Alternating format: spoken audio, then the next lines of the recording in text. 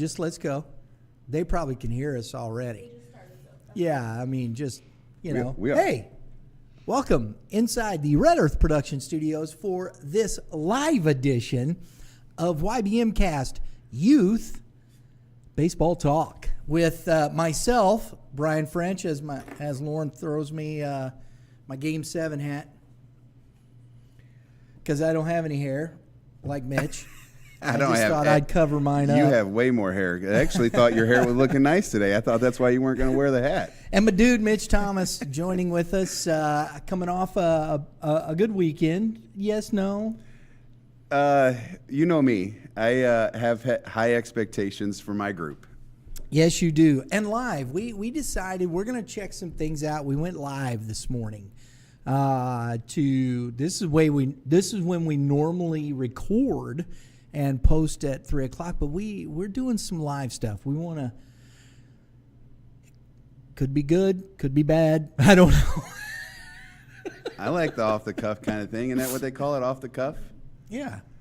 Yeah, or off the top of your head. Yeah, something of that nature. I'm excited now. A little nervous, but I'm excited. I'll go 2 for 3 today. We don't blurt out anything bad. Oh, no. You actually, foul language, if anybody's looking for that, it's not going to be the chauffeur there. I've always said this, and I believe this very much. People sit around and say, what we call profanity and things of that nature. I've always believed this, and I see it on the baseball diamonds, and I understand people do it and use it. Do I sit and go, oh, you're a horrible person because of it? No, it's not that. I just believe there are better ways to express ourselves than using profanity. I just do. I believe that very much. We have lost, and I'm gonna go here since we're live. Might as well do it. We've lost the art of communication in our society. We text. I text. And that's what I see. I hear people go, "Oh, social media is horrible. Oh, it's texting. It's horrible." No, it's not. They're not horrible things. It's what we do with the technology that makes it bad or good or whatever. If we cannot continue to express ourselves, have conversations, to disseminate information from our mind to somebody else in a coherent manner, without, I gotta drop 5 F-bombs to say 3 words.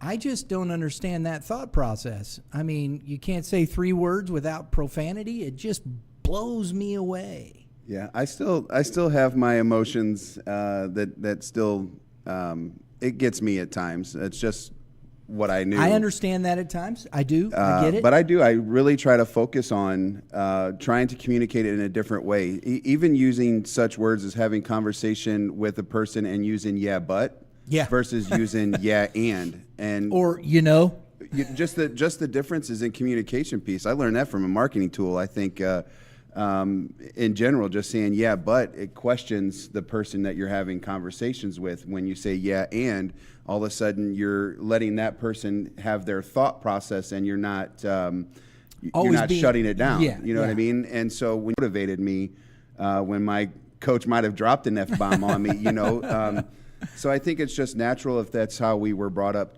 and when we kind of put look. These opinions are YBMcast, not necessarily the opinions of our sponsors or whatever the case may be. I will say that.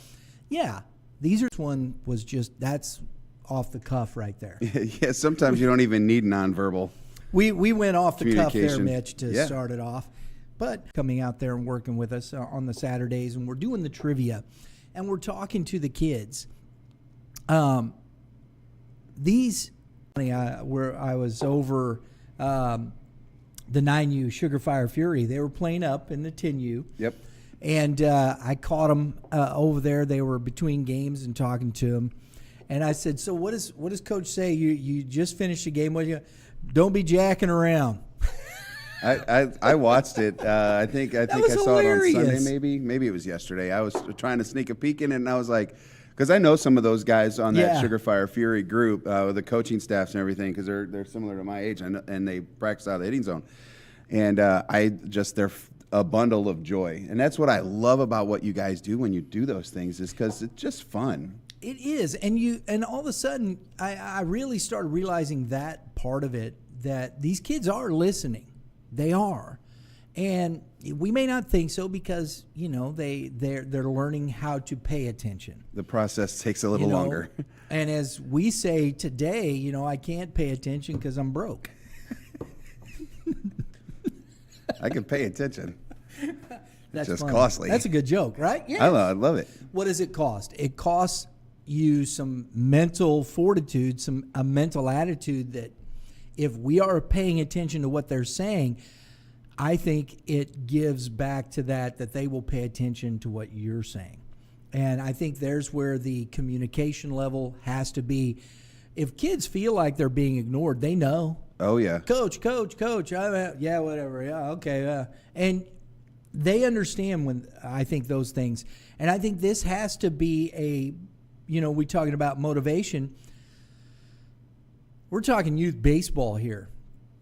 I'm watching on these Saturdays, some of these teams, man, you got kids not hustling on and off the field where the coach, is everybody tired? We started in mid-March, and some even earlier than that, going south, playing in early March. Mm-hmm. I even noticed there was a couple of people down at the end of February playing in the south, right? Yep. It's June 13th.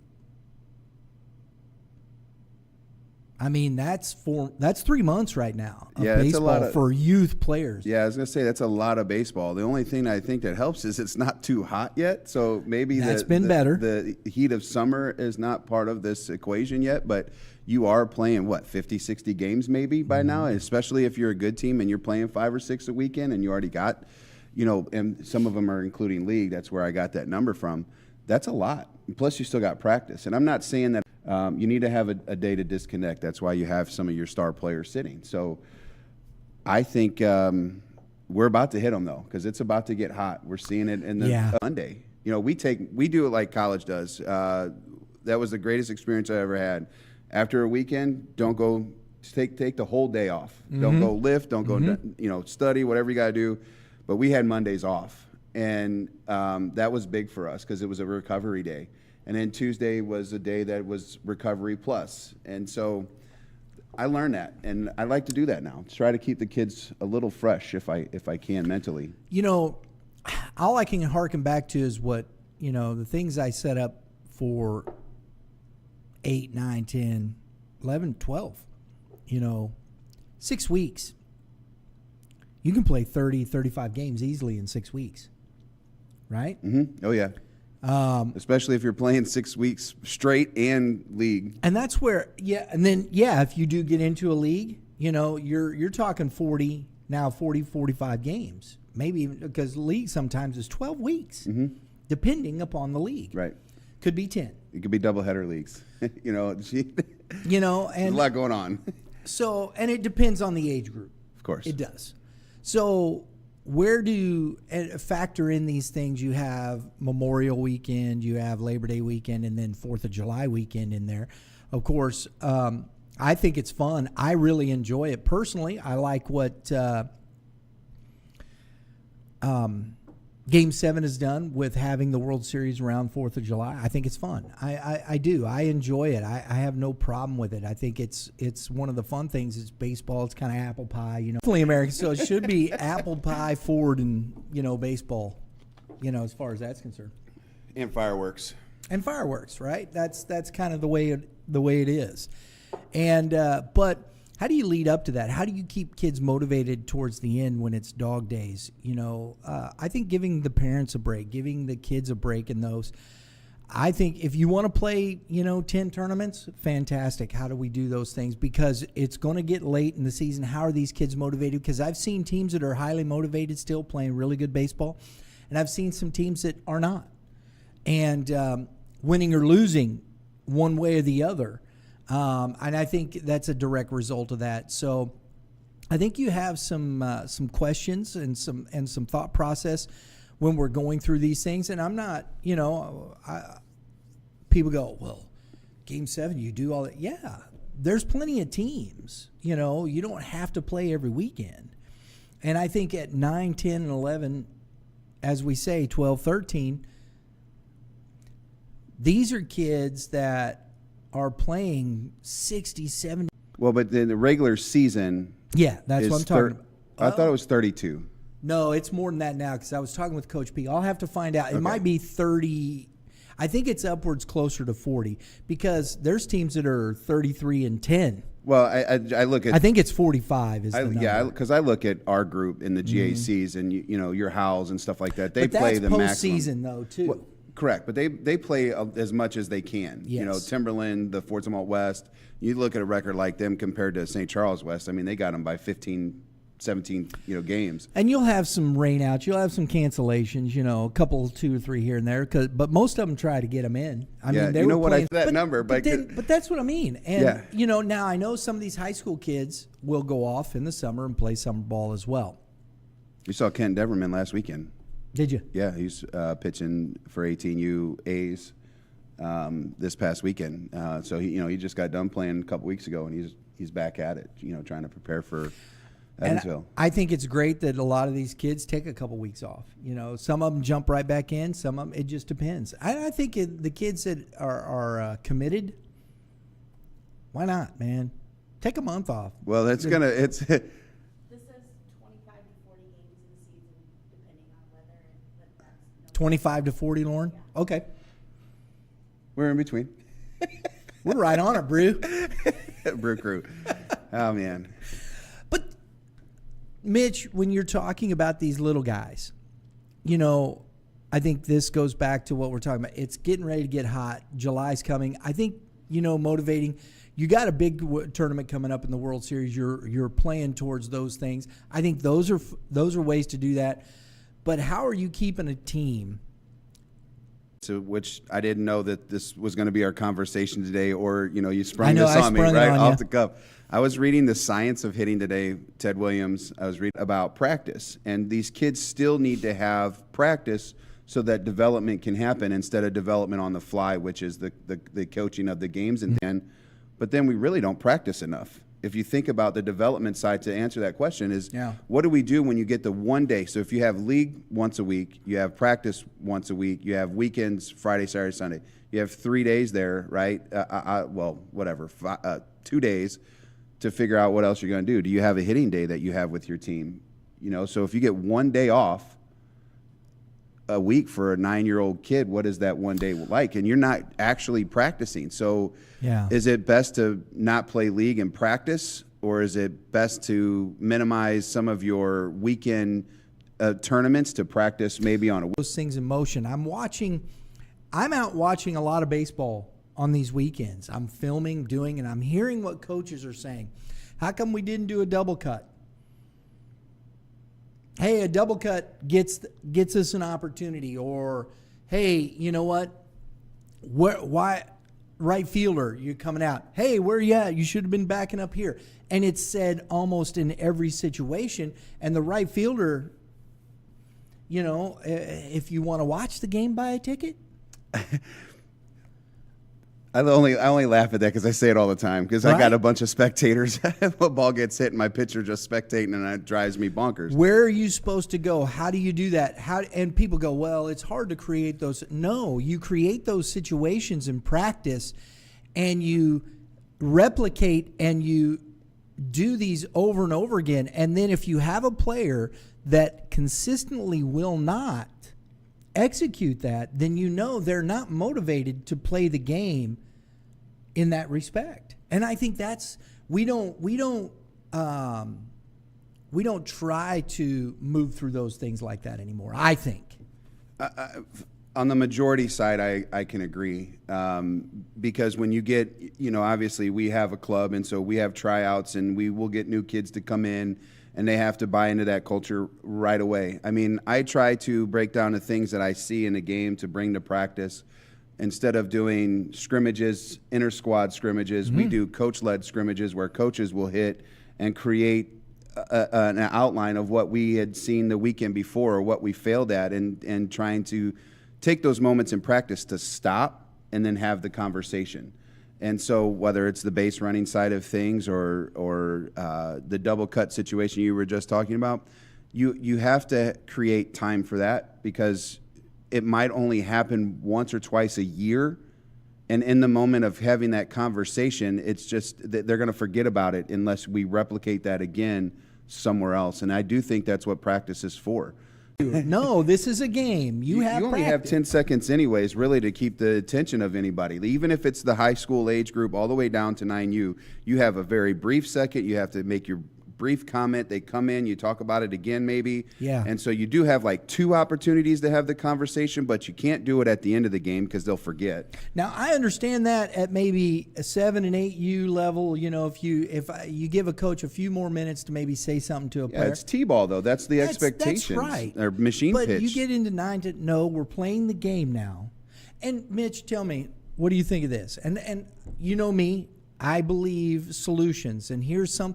Our culture and society in the way that we do things is built around the ability to do things, and you have to have, what are we doing? Because in the wintertime, we're inside. You have a pretty nice facility. You have a big space, but can you practice double cuts in your space? Nope. Not a chance. I can draw it on a whiteboard and Right. have the converson and the why, so And- that can happen. Or TV. There are very few facilities, which we have some really nice facilities, with the sports barn.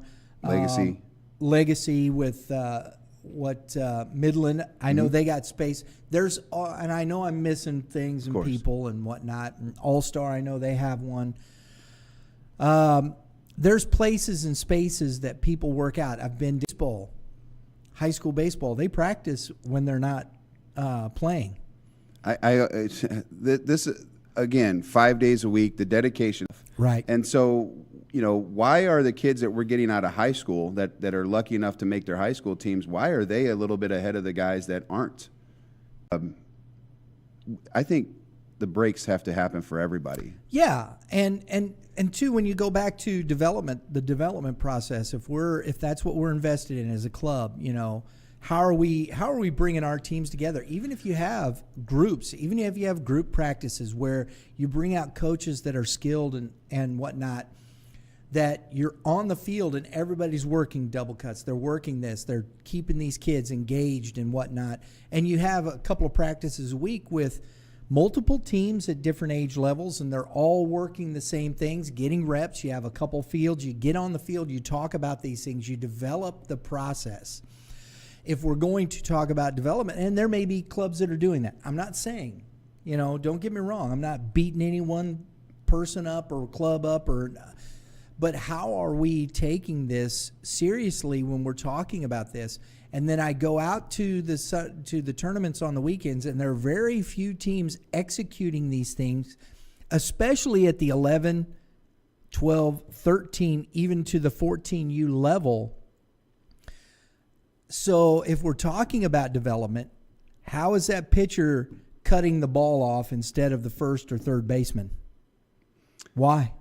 I saw that at a 17, 18U tournament this past weekend. Drove me bonkers, especially with how big some of these, we're playing on college fields that have backstops that are college field backstops, not these, small recreational facilities. When I think about development, I'm trying to, if I'm staring off to space, I'm thinking about just how we go through what we do at the hitting zone and how we train our teams. And there's a large focus on fall and winter. The fall starts the development of what your expectations are through cuts and relays. That's where you have your conversations start to build your first and thirds. But you said it already. You can't really go in the winter and mimic this because the spaces, right. There's a few places that obviously can. But for the most part, everybody's around 10,000 square feet, and you're not going to be able to run pickle drills or first and thirds unless it's a condensed size if you're in a high school age group. But then if you're talking about your little guys, they stop in the beginning of March. Hopefully they start getting outside. Well, weather's an issue in March. Sure. They might not practice for a month. That's a real possibility. And then all of a sudden you've or lost. They're still practicing inside, just hitting in the cage. Yes, just because you have the ability to do so. So we've gone from now September, all of that information is probably gone because you can't practice it. You can't play it. You can't do anything with it. And then you're expected in April to do it. So you give your first few weeks of April off to put that pressure on your kids. And then now May kicks around and now you're getting yelled at all the time. So, Right. how do you keep them motivated to the rest of the season, which might end in the end of July? And they know tryouts are coming up. But then you start immediately, go right into August, and then you're already starting your practices and stuff like that. I wonder if we would do a better job as a area if we would push back tryouts to maybe August, where no baseball is being played. You stop in July, you try out in August, you start your stuff in September, whatever, but you allow some of these kids maybe to go play other sports and stop worrying about some of this. Whoa. Can't do that. We just play the big leagues is because they always practiced. I think the kids the people you see in the major leagues, they've thought that in their mind since they were kids. Oh yeah, that's what they like to play baseball with their buddies. They like to play basketball with their buddies. They like to play football with their buddies. They might be really good Division II college baseball players, or even Division II basketball or football. Do they even want to play sports in college? That's it. And if you do want to play sport, if you're going to be, I was talking recently about there's a player I was talking with from the Metro Collegiate League. There's a young man. They're looking at an offer from McKendree, but he wants to get a good engineer. That's fair. So now that's somebody who understands his opportunities, where he's going, what he's doing. And I don't think we have enough of that. This particular time, we're taking a 2-week break. We'll come back in the second week. We'll have a couple of practices, get ready for our next tournament. But we want to make sure that the kids go and just have fun. If that's what you want to do, maybe it's a week here, a week there. I don't know. Maybe it's a swimming day instead of a practice day. Something of that. Maybe it's just catching a game together. There's so many things that we could do better maybe to help keep these kids motivated. And understanding that it is about the development first and foremost. I understand being 9 and 22, but are the kids still hustling on and off the field? Are they still up against a deadline and saying, I got to get this done? I'm laughing, and I think this stuff's funny. It's not really actually funny. I mean, it's real life. You got 30 years of this potentially. You only got, 8, 9, 10 years of real baseball? Yes. If you're lucky? Yes. If you're lucky. And I'm like, but they still have to go to work. They're on the roof, and it's It was 95 degrees the other day, too, and then they're on the roof when it was 10 degrees. Exactly, Mitch. And I think about if we're not setting those expectations now. But you don't think some of those guys didn't maybe play youth baseball? I'm bet a bunch of them did, because I think baseball is one of the few sports adversity is real, like the realest of real life. Because football, you can't be 30% in football. The only thing you can do 30% is shoot threes and be okay. But you can't be a 30% free throw shooter. No. You know what I mean? You're not gonna make it if you're 30% this. It's baseball is the only pool baseball all 4 years. Once you're done with that, if you want to play college, to the experience that it takes to play college, and then life. And let's put it this: if run the other way, I'm serious, because I've heard so much of this rhetoric. Scholarships available? Stop it! No way. I 11 actually. Come on. Yeah, Mitch. it's 11 point something. 11.7, and some of them only sports in a manner in which develops these young kids for high school baseball, and make sure they're getting to their high school camps. Yeah, well, they're all going they're all on happening, right now. right? They're happening right now even, and you're seeing a bunch of these middle school kids doing that because they're wanting to prepare for. I love the elementary, even the 9s, 10s. Yeah, 11, well, they're doing everything, but right. we talk about the growth. It's middle school next for these 9, 10, 11 That's years, right? And then it's high school. And then. And I love what the my best. GAC does with the freshman camp. Yep. Get out to the freshman camp. If you're a freshman, if you're an incoming freshman, get to the freshman camp, get to know the coaches, get to know the way they think, get to know the way they coach, what they're going to do, what their expectations are for you, as Mitch said. These are what the dog days of summer are about. Yeah, because we are in camp season too. Staying motivated. So not What's even your games? We got camps that kids are attending. What's your motivation? You know, are you, if you're having a tough season, what is your motivation as far, we're right there. I know we're still, you know, on the back end of some of these, but we lost this whole tournament, we lost by 1 run. The wins don't even matter. And that is an understanding what your motivation is to the development of these players. Yeah, wins don't matter. I know that we don't play. Do. We don't play the game. I don't think you can say it like they do. But we don't play the game to lose. I No. completely understand. If you are challenging your athletes Yes, and you lose I a agree. 5-3 ball game and that's what you lose every single weekend by, there's no way I can walk away from my season unhappy. Right. I don't the piece of plastic, and for all of the tournament directors out there, I'm not saying don't get rid of trophies or anything like that. Right. But they don't mean anything to me. They get thrown away. They get recycled. I give them back They're after in the boxes in the closet. year. I have some that I keep out personally for me Yeah. from an experience that I had while I was there that gives me memories. But for the most part, the ribbon that I got from the Show Me State games years ago doesn't mean it as much anymore, right? And I miss the guys that I played with. That's going to be the big piece that I competed with. At 9 years old, there's not a reason we should always chase this, thing when I need to teach them to compete, because they have to compete in middle school, they have to compete in high school, and all of this just trickles down, in my opinion. Yeah. If we're trying to get to next levels, we have to compete. You have to compete for jobs. You have to compete in relationships. All of these things are Coaching. Now, all the stuff with the youth baseball, I don't even know where it's at. You'd have to ask my wife. But there was one year, there was the year I had a 14U team. Second year, I had a 14U team. All new kids come in. We put this team together. We were registered as a AA team.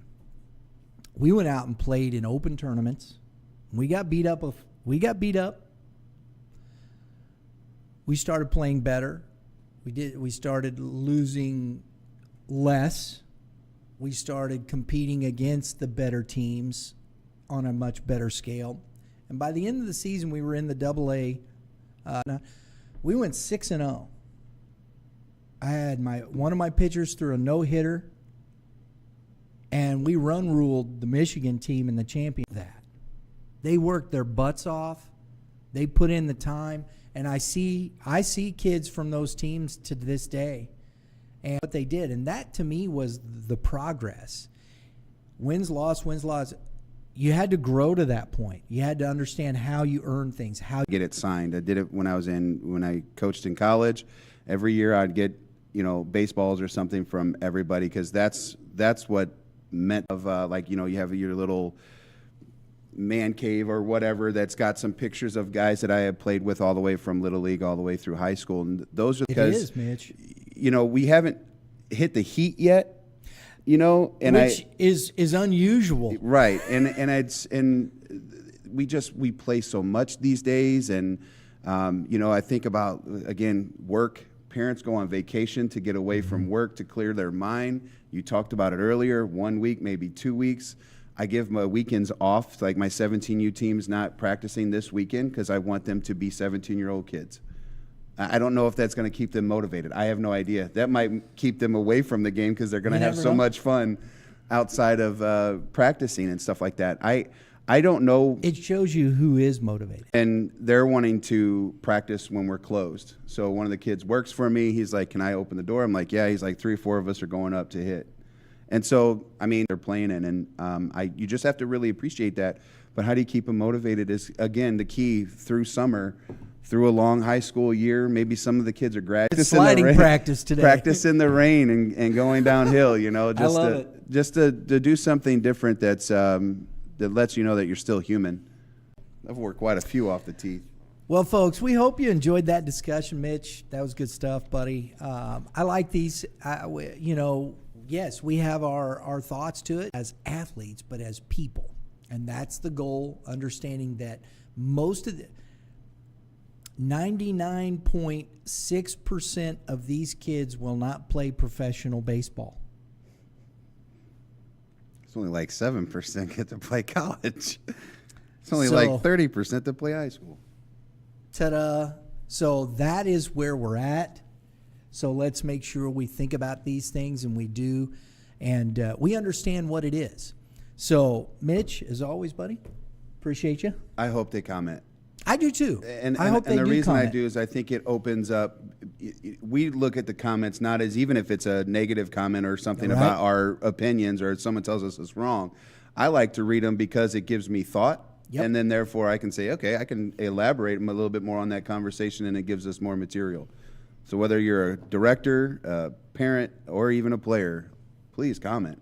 And if you like, if you like what we're doing, you want to support Youth Baseball Midwest and what we do here, we got our merch store open. It's a source of revenue for us to keep doing what we're doing. If you like what we do, go check out the merch store. Prime Sports MW, they put that Prime Sports Midwest put this merch store together, as they've done for Mitch and a lot of youth baseball communities around. They do a great job over there.